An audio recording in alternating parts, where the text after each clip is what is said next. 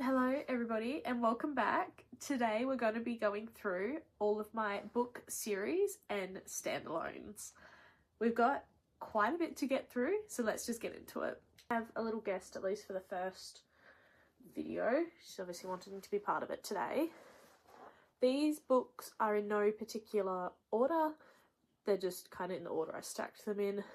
I don't really, for my standalones, I don't have like one single book that is just god tier, but top of the god tier, if that makes sense. They all kind of have, they're just all kind of god tier. I don't really have a ranking system for them. So the first one we've got on this list is For the Fans by Nyla Kay. This book follows two stepbrothers, Kyron and Avi, who are polar opposites. So Kyron is the football player, he's rich, he's popular, sporty, and then Ari is more of the weed smoker, artsy stepbrother. They don't meet until they're about 20 when their parents marry. And then they go to the same college, and then something happens with their family, and basically they have to get jobs and start paying for college themselves. So Ari starts an OF account and eventually they end up doing it together, and our story kind of goes from there. This book was everything. This was my first romance. I think it was my first stepbrother. I can't remember if I read this or Credence first. Might have been my first stepbrother. And this was everything. I could not get over the spice in this, the story, the characters, everything has just stuck with me so much, which is why it's on this list. And funnily enough, is another romance, and that is After the Siren by Darcy Green. This is an AFL based so this follows Theo and Jake. So Theo, I think in the season beforehand, he'd like made a major mistake and was now at a new team, which their team is now the Falcons. And then you've got Jake, who is like the go-to guy in the team. He's the best player, he's the jock, everybody loves him. They start as kind of rivals to teammates and then to lovers. It was just so Australian, this book. Again, the just really spoke to me. There was a lot of wonderful characters in this as well. The friendship group was lovely. Theo is not Australian. I can't remember where he was from. So he's also dealing with a lot of racist issues on and off the field as well. This was only about a little 300-page romance. Like, it was so sweet, short. I think I sat down and literally read it in one sitting. Little guest has buggered off. She's figured out there's comfier places to sit in mum's lap, so that's good. The next one is actually the most recent addition to this list, and our only thriller, and that is His and Hers by Alice Feeney. So this one I read probably less than a month ago. I think it was last month. This follows Anna and Jack. So Anna is a news reporter and Jack is a detective. There's a murder in Anna's hometown and she has to go back and report on it. And of course the detective on the case is Jack, who is her ex-husband. And the story kind of goes from there. I don't really want to say too much because it is a thriller mystery. This was my first Alice Feeney book, and I think I'm really glad I started on this because I ate this up. I watched this and read this and then went straight to Netflix to watch the series. That's how good this was. One more before we get into romantasy fantasy. So you have A Love Letter to Whiskey by Candy Steiner. I feel like at this point every man and his dog has heard of this book. This is another, obviously a standalone. This follows Jamie and Bea, and it's basically from the time they're teenagers, second chance after chance after chance after chance, constant right person, wrong time. It takes, I think the book spans like 20 or something years. Like at each point, at different points, like each of them are getting married. They keep just going back to each other, and then it's so toxic and it's just it's everything. I have the 5th anniversary edition, which has a bunch of added chapters from Jamie's perspective. So in the original you only get B, but then this has a lot added from Jamie, which was amazing again because it just opened up from his point of view. Toxic, messy, everything. Just the way these two love each other, the way they come back. They're best friends, they're this, they're that. And then do you even get a happy ending? I mean, I'm not going to tell you. First fantasy is Blood Over Bright Haven by M.L. Wang. I might just read the blurb to you, is going to be the easiest way to describe this. So, for 20 years, Skyona has devoted every waking moment to the study of magic, fueled by a mad desire to achieve the impossible, to be the first woman ever admitted to the High Magistracy at the University of Magic and Industry. When Skyona finally achieves her ambition and becomes a High Mage, she finds her challenges have just begun. Her new colleagues are determined to make her feel unwelcome, and instead of a qualified lab assistant, they give her a janitor. What neither Skyona nor her peers realise is that her taciturn assistant was not always a janitor. 10 years ago, he was a nomadic hunter who lost his family on their perilous journey from the wild plains to the city. But now he sees an opportunity to understand the forces that decimated his tribe, drove him from his homeland, and kept the privileged in power. At first, Mage and Outsider have a fractious relationship, but working together, they uncover an ancient secret that could change the course of magic forever, if it doesn't get them killed first. This was probably my first high fantasy. I wouldn't class this as a fantasy, this would be high fantasy.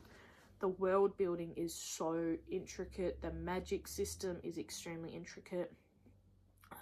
I bawled my eyes out in this multiple times. Tommy and Skyona and the world that they're in is just so magical. So basically that's kind of summed it up. But so Skyona is in the city. The city is protected from, I can't remember what the magic is called. It's some kind of sickness. So like you get hit by like a thing of bright white light and then you die. What was it called? The Blight, that's right, the Blight. So he's from outside the city where the Blight attacks people and basically you get hit by that and you die. Like you turn into just blood on the floor. The only place you are safe from the Blight is in the city. So him and his tribe in the start of this book are trying to make it into the city and try not to get attacked by the Blight. And then he ends up working at the Magistracy and gets assigned as Skyonna's assistant. And they go from there. I'm not going to spoil this because holy shit. The turns, the twists, everything in this was so amazing. Yeah, like I said, I bawled my eyes out in a fantasy multiple times. That is how heartbreaking this world was for me. One that I bawled my eyes out in was The Poet Empress by Shen Tao. Just how pretty is that cover? This is another one I will read the blurb for, just to sum it up a lot better. This one's just, so the front actually describes it as the Poppy War meeting the Song of Achilles. Which I haven't read the Song of Achilles yet, but it definitely gave Poppy War. So this one, so to kill a monster, she must become one. As the Emperor lays dying, the once great Azalea dynasty plunges towards civil war. While its princes plot for power, a more hidden war to become the next empress occupies the imperial court. Wei Yin, a peasant girl turned concubine to the cruel Prince Terran, has already endured unimaginable suffering. Ripped from her family, she has no title, no allies, and no escape, but she does have a secret.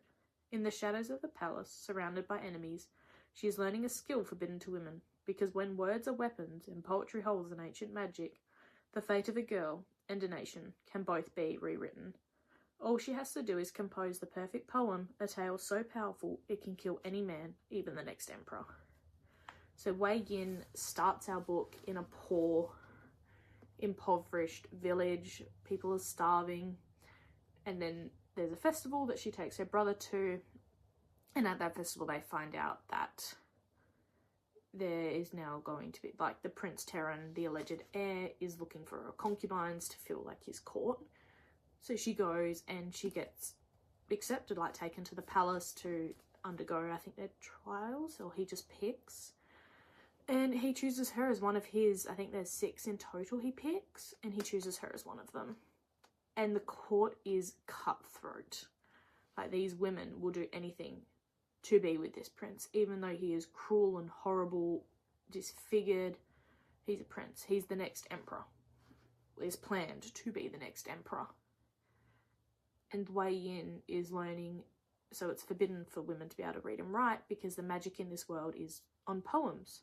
So you can write poems to have trees flower fruits and have, like, Terran the prince, he has poems that create these weapons and of mass destruction. So she's writing a poem. She learns to write poems basically because she wants to kill him. And the story kind of goes from there with her time in the palace, their relationship. The ending of this, I did not see coming one frickin' bit. This was insane in so many good ways. I'm so glad this is a standalone because I think if she had have kept trying to add more in here, it would have just been too much. But as it was perfect. Very last one, and our chunkiest one, is Alchemized by Senlin Yu. I don't really know how much to say on Alchemized because it blew up TikTok when it came out in October. I want to say it came out in October, so about 8 months ago. Everybody read this 1,000 page behemoth, and so did I. I actually read it on my Kindle because I knew reading the physical would hurt my arms too much. I did go through and annotate it afterwards though. Annotated on my Kindle and then transferred everything over. This is a 3-part story following Helena and Cain. I think his name's Cain. Yeah, Helena. I'm pretty sure his name's Cain, the High Reeve. I can't remember. And so we're set post-war. Helena is believed to have been working for the Resistance. And so in this story, the bad guys have won the war. The bad guys have already won the war. Helena is now a prisoner of war, but she's lost all of her memories. So they send her to the High Reeve, who they basically want to extract all of those memories. Their story kind of goes from there. You see her in the 3 parts. So part 1, is part 1 set in the past? So part 1 is set with her with the High Reeve after the war. Part 2, you actually go back to in the war. So you get to see everything that she went through leading up to this point. And then part 3 is kind of once she gets her memories back, how their story goes from there. This was amazing. Alchemy was explored so deeply in this. I loved the fact that the bad guys had already won. So you were watching what happens post-war when the bad guys win. Helena and the High Reeve were such intricate characters. She makes so many choices. Obviously, some of them aren't the best choices, but you get to see them all play out. The consequences of war. Nobody is kind of as they seem. Oh my gosh. 5 stars. Would recommend. It is 1,000 pages, but it doesn't feel like that. It just goes by so quickly. There was some talk going around that you have to read part 1, then read part 2, then go back to part 1, and then go to part 3. I don't think that's necessary. If you want to, though, go for it. I think just read it in the order it's in. But, look, you could go back and read part 1 after you finish part 2. If you want to, go for it. I just don't think it's necessary. This is also a Dramini fanfic, so Draco Hermione fanfic. I believe Senlin Yu wrote Manacled, which I have not read, which was a fanfic, and then this is kind of like the published work of Manacled. So I believe they follow 2 very similar storylines. That was our last standalone. Let me go grab our series and we'll get into those. Just spun the camera around for our first 2 series because I cannot be bothered getting these off. Our first series, and yes, this is my top tier God series, like this is top of my God tier, is Throne of Glass by Sarah J Maas. I feel like you can't really say anything about this series because you don't want to spoil it.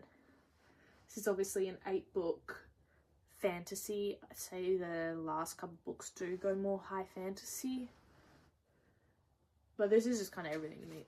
The characters in this, I love each and every one of them so much. Like, they were with me. I think I read this series when only Throne of Glass and Crown of Midnight were out. Maybe Heir of Fire. So only the first 3 were out when I started. So that was years and years ago. And it's just stuck with me since. This series has been with me through every major part of my life. Like, I just think about these characters so constantly and what they go through and quotes in this. If you haven't read it, I do highly, highly recommend it. It is also kind of a good starting point into fantasy, even though it is a big series. The first few don't start overly high fantasy. They're very basic, very easy to understand, and then they just get better and better. Book 1 is, of course, Throne of Glass. So this follows Selena Sardothian. She is currently in Endovia, which is a slave labour camp, because she was caught by the kingdom of Aradland. She was basically the world's best assassin at the age of 17. So she got caught on one of her jobs and got sent to this slave camp. She's been there for currently a year, and one day the captain of the Royal Guard comes down and gets her from in this mine. She's in a salt mine, and takes her up to meet the Crown Prince, where he basically offers her a choice. She can either go with him and be his champion, and I think there's 17 maybe, in a competition the king is hosting with a whole bunch of criminals. He's basically, whoever wins is going to do his dirty work for the next 7 years and then get released.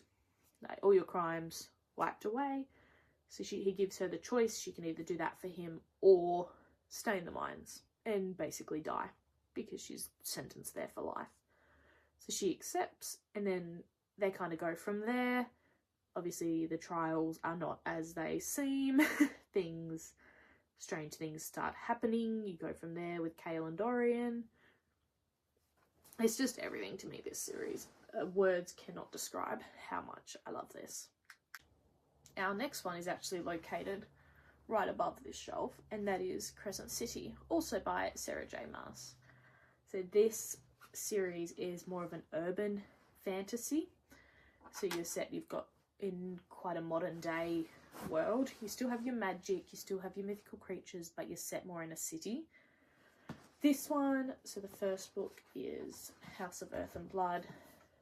This follows Bryce Quinlan as she is dealing with grief from her best friend's murder a year ago. So her best friend was a werewolf, or a wolf shifter, and her whole pack is murdered while Bryce is out on a date. And we're now seeing Bryce a year later dealing with that grief, dealing with the mystery. She gets a bodyguard, I think. Yeah. So 2 years later, the murderer attacks again. They worry that Bryce is in danger. So she's assigned basically a bodyguard, Hunt Athla, who is a fallen angel, to watch over her. But she is determined to solve Danica, her best friend's death, her murder. She wants to solve these murders herself. Bryce is also half Fae, so her dad is the High King of the Autumn Court. Autumn Court? The High King of the Fae. I'm getting this confused with Akatar. The High King of the Fae. And her mother is human. And yeah, you just kind of follow their stories. They try and solve this murder. We do end up with a whole trilogy. Shit hits the fan. Shit gets so real. And it's just another wonderful series. I cried very, very much in House of Earth and Blood and in the third book, which is House of Flame and Shadow. I think I sat on the floor in here and cried for a good hour after that book. it just stirred up so many emotions for me. And that's why that's another God tier series. Again, these characters, they just stick with me. Like, they just mean everything to me. And that's why, yeah, there's a God. ACOTAR, sadly, is not on this list. It is my least favourite of her series. I just never really connected with that in the same way that I connected with all the others. And I'm very sorry for that in this spot. And we've got 1, 2, 3, 4, 5, 6, 7, 8, 9, 10 more series to get through. Obviously, let's just start here. One of them is obviously going to be Boys of Tommen. Even though this isn't yet a completed series, it's God tier already. I'm pretty sure Chloe Walsh isn't going to do anything to revoke that God tier status. So Boys of Tommen is God tier. If you don't know what Boys of Tommen is, it's currently 6 books. There is 7th coming out, and I don't know if there's going to be more after that. But you're following, so in books 1 and 2, you're following Johnny and Shannon, so Shannon is a quiet, scared, timid girl. I think she's 15 in the first book. She's been really badly bullied in public school, so her parents pull her out and send her to private school called Tommen College. She then is walking across the oval on her first day of school and gets hit in the head by a rugby ball thrown by Johnny Kavanagh. Johnny is like the school's rugby star. Her mother obviously, so she has to go to like the principal's office because she's been hit. She got like knocked out for a minute. Her mother's obviously very upset, thinks she's being bullied again. Johnny has to apologise. And their story, their friendship kind of starts from there. Please do check your trigger warnings on this whole series. This whole series is so messed up in what these children are dealing with. So you're dealing with some very, very serious topics that obviously no child should be going through, but you should also be looking up your trigger warnings. They are heavy reads. They are dark reads. They are not as much as they are YA. They're set in high school, like they're all high school kids. It's not YA. Please do definitely check your trigger warnings. But everything about this, so we are set in Ireland. So books 1 and 2, so Binding and Keeping 13, follow Johnny and Shannon. Books 3 and 4, so is it Keeping 6? Saving 6 and Redeeming 6, follow Joey and Aoife. Book 5 is Taming 7. This is Gibbsy and her name's not Chloe. I can't remember what her name is. Claire. It was a C, Claire. And then book 10 is Lizzie and Huey. All of them are equally heavy in their own rights, but probably, I don't know, I mean, they're all very heavy in their own rights. I couldn't releasing 10 is definitely probably the heaviest topic-wise, but they are all very heavy. Please check your trigger warnings. Those are a God tier because of how beautiful the writing is, how emotional they made me. And again, I just got so connected to these characters. We had to have a little brief intermission because the iPad died. So we have to charge it. And so I had it some lunch. Alright. We got a fair bit to do. Our next series is apparently 1 book, so it's based on the way. A Good Girl's Guide to Murder by Holly Jackson. This is a trilogy plus a novella. 100% you do not need to read the novella. It carries nothing with the main plot of any of these books. It's got nothing to do with it. It's just a little prequel novella. And it's fun. It's like 120 pages or something. So in each book we're following Pip, Fitz and Boney. I'm pretty sure is how her name is. The first one, so A Good Girl's Guide to Murder, you're following Pip as she is basically writing her like year 12 graduate piece. Like it's a big... Mo, can you please... Oi! Please stop making noise. Anyway, sorry, we had an interruption. So she's writing her, basically the equivalent of like a year 12 final piece. It's like her final assignment. And to do that, she has decided she's going to do it on a murder case in the town a few years ago. She basically starts interviewing all of the people involved in the case, trying to get all the information. She finds out something doesn't quite add up. She ends up working with the guy convicted of murder, his brother. So it's basically a murder-suicide that she's investigating. And they kind of go from there. Book 1 was amazing. Book 2 was a bit meh. Like, it was still really, really good. It wasn't as good as this. And book 3 was just everything. They are such good books. They are YA, but they still go into quite a bit. Pip is a very interesting main character to follow with how her thought process and her brain works. So I did really enjoy being in her head. And yeah, I just kind of like where everything goes in these. It's wonderful. I would highly recommend all 3. You can literally sit down on a rainy day and just read them from cover to cover. There's also a TV series that the first season has come out, and it was a really good adaptation as well, I will say. I think it was done by BBC or someone like that. Like, it was, and it was so good. Would highly recommend that series as well. I cannot get my hair to like sit flat today. Our next one is a ice hockey romance, and this is the Undone series by Peyton Corinne. This is going to be a 4-book series. Currently 3 are published, with the 4th one coming out in October, but I think that's going to be probably the best book in this series. I am highly anticipating that. And I mean, this is the most recent one, so this is Unbound. Look at that cover. That is stunning. Book 2 was Unloved, and then the very first book is Unsteady. This is so interconnected standalones following a high school hockey team, so 3 of the players on that, which is going to be 4 with obviously the 4th book. Our first book follows Reese and Sadie. Reese is the captain of the ice hockey team.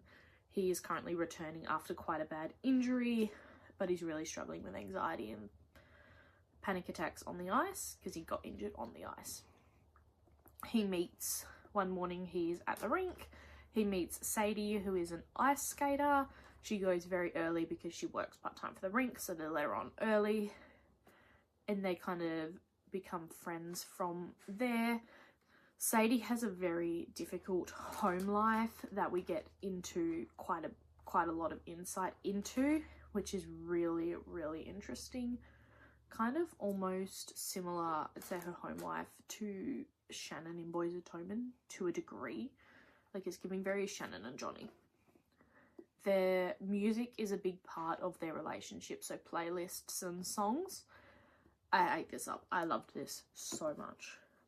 Book 2 is Freddie and Ro. This is their kind of, she tutors him, and then they kind of start to become friends and slowly go into relationship from there. They're both very flawed people.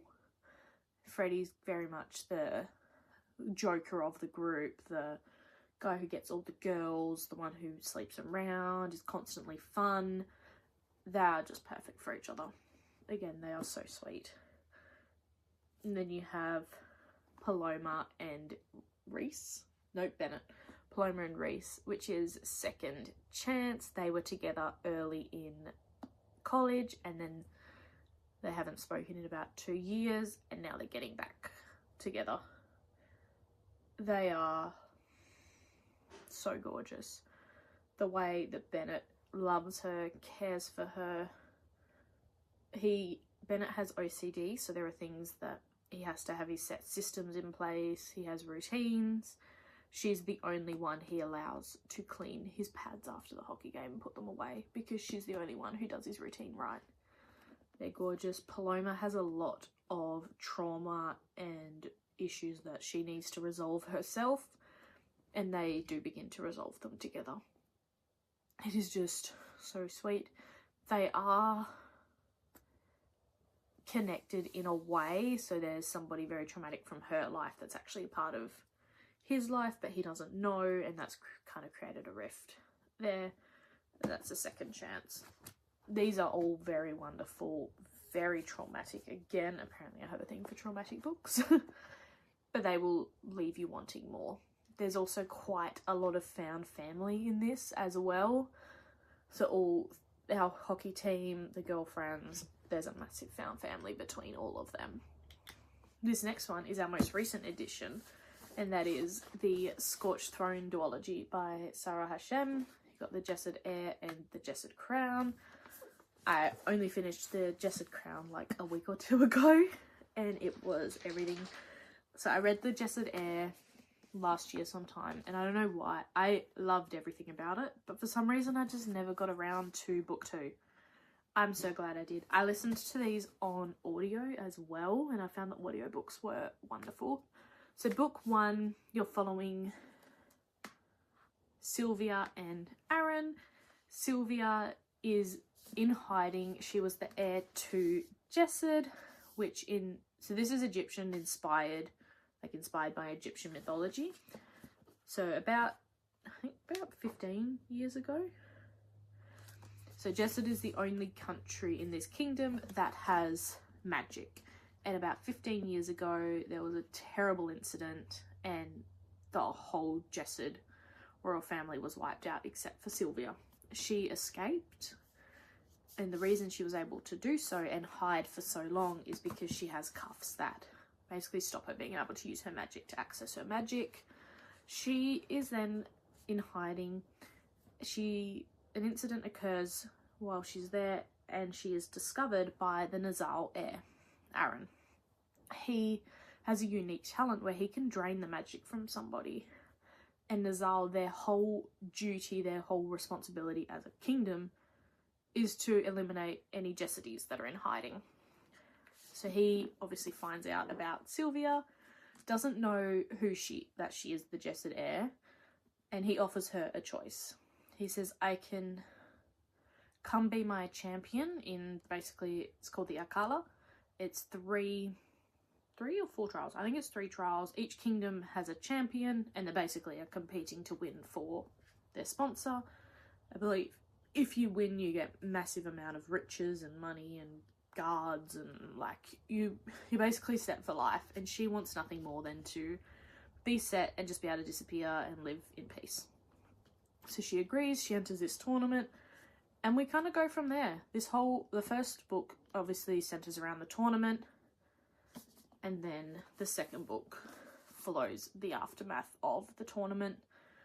It's very beautiful, the writing.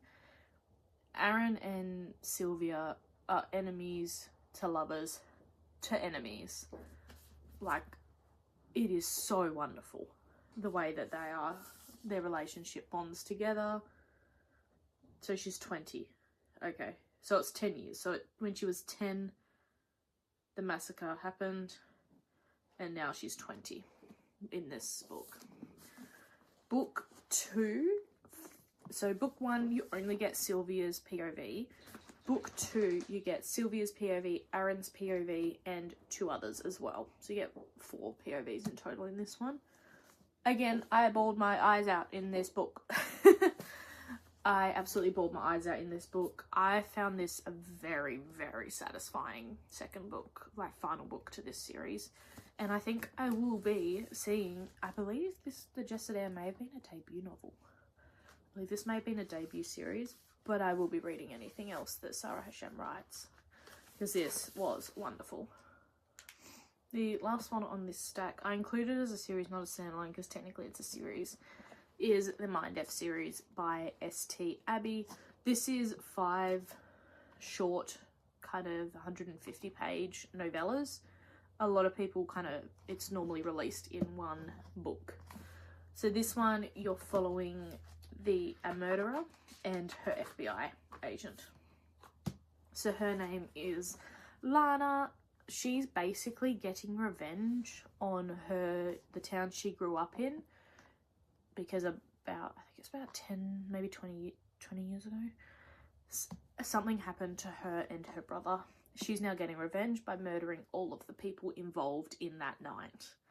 She then meets the FBI agent assigned to her case, and they start dating, and the story kind of goes from there. All 5 books are so short, you can literally sit and read them like in one sitting. And Lana as a female main character is so messed up, but so vulnerable and tough and everything all in one.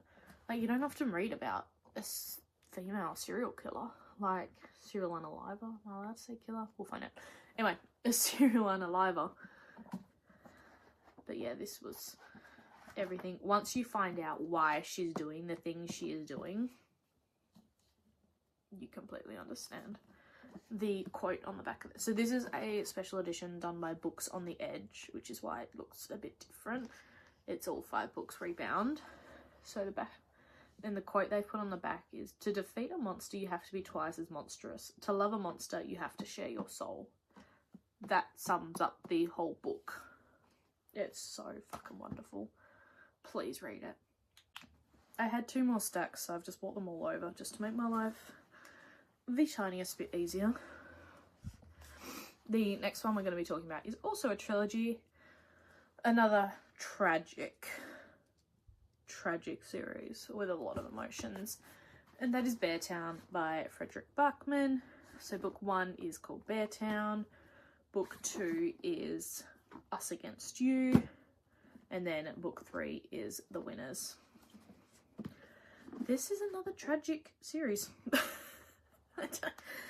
This is based around ice hockey. You're following, so the town we're set in, Beartown, I believe it's up in maybe Iceland, somewhere up very close to the Northern Pole, where you don't get a lot of sun, like, at all. And Beartown is kind of an isolated town, kind of in the middle of nowhere.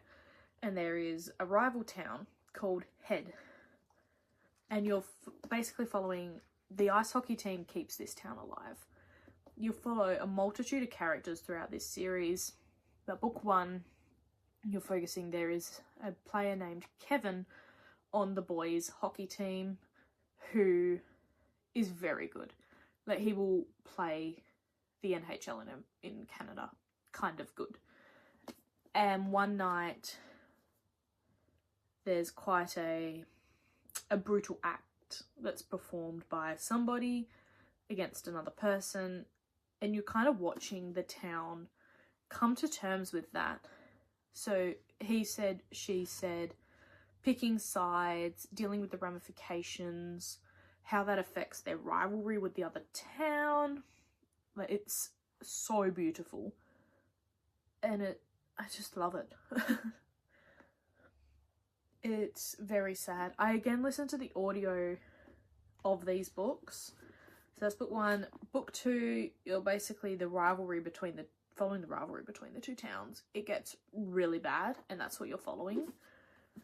And then book 3, you're kind of following all of these characters who you've seen through these 2 series come back to Beartown because there's been a death, and they're all come back for the funeral, and the story from there. This is very sad. I would definitely recommend the audio. So the first 2 books on audio, the guy who does the audio is phenomenal. 10 out of 10. And I got so used to the way he pronounced things that when I started listening to The Winners, they changed the narrator. So, and she pronounced things way differently from the guy who did the first 2. And that really irked me. Irked me a lot. I now have the pet peeve where they change the narrator partway through the series. It was a single narrator, even though you have multiple point of views throughout all 3 books. Like, I think you get at least 4-5 point of views in each book. Like, probably get Winners, you probably have like maybe 10 point of views. Like, you get so much. It's the same narrator for all the point of views. It's not, what's that called, dual narration or whatever. It's not that. It's the same guy. Anyway, I'm now ranting about the narration. Please, again, check your trigger warnings before you go into these. They're very heavy. There's a lot of sadness. But you really do come to care for the fact that hockey is this town's livelihood. it is everything to this town, and you do really come to care for that and root for the team as well. Ooh, our next one is another small town cowboy romance. Did I say another? It's our only one, I think. Yeah, it's our only one. And that is The Silver Pines Ranch by Paisley Hope. This is now completed. It has 5 books. Book 1, Holding the Ranger, following Nash and Cece. This is girl goes through breakup, moves back to small town, starts working for brother's best friend. Brother's best friend is actually a retired NHL player. Spicy. Like, these books are all so spicy, but the spice is amazing. The found family is amazing. Book 2 is Training the Heart. This is Wade and Ivy. So Ivy, this is boss employee. Ivy comes out to the ranch and starts working for Wade. He's very like grumpy, closed off kind of situation. Does she work for the horses? Yeah. So she trains racehorses for him. Book 3 is Riding the High. This is Marriage in Vegas. What? So this is Cole and Ginger. Yeah. Oh god, this is so good. Yeah. So Marriage in Vegas. It's Single Dad and the Nanny as well. This is so good. He's also the town sheriff. He's like, yes, he helps at the ranch, but he's the town sheriff. Book 4 was actually probably my least favourite of the series. It's the only one I did annotate. This is Hayden and Cassie. Cassie is Ivy's sister. She is a country music singer who just needs to get away from everything for a while. And then Hayden could have been, so he's like the main guy at the ranch. I don't know what they call the hand. I don't know. He's the boss of the ranch. They meet, don't get off on great terms, have a one-night stand, and then obviously realise, crap, this is Ivy's sister, she's staying on the ranch. And their story goes from there. Hayden could have been an NFL player, but he got an injury, and career-ending injury quite a while ago. He's dealing with the guilt of all of that as well. Then the last book, and my favourite, that only came out in April, I think, is Chasing the Fire. This is Olivia and Asher. Accidental pregnancy. He's the town's fire chief. Like, it's so beautiful. He's got a dark secret past, and she's so lovely and light. 3 to go. Our next one is our only dark romance series on this. That is The Devil's Backbone by Tate James.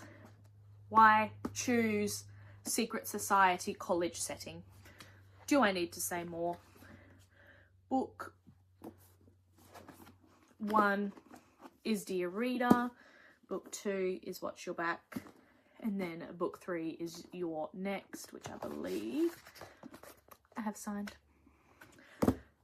So at the start, you're following, what was her name? I can never remember her name.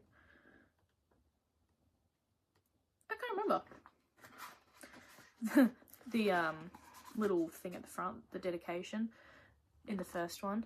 So this book is dedicated to autocorrect for always dropping ducks when you least expect them. Duck you auto collection.